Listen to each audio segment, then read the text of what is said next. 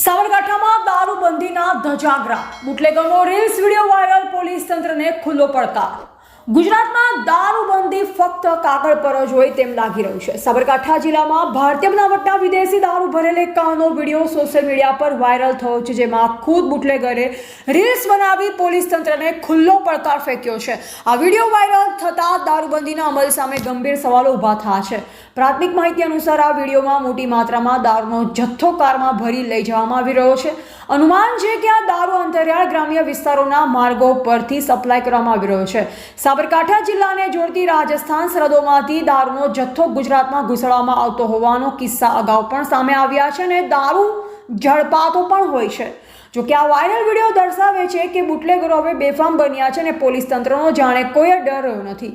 Reels બનાવી ખુલ્લો પડકાર ફેંકવાની આ ઘટના દારૂની હેરાફેરી કેટલી હદે વ્યાપક બની છે તેનો સ્પષ્ટ સંકેત આપે છે.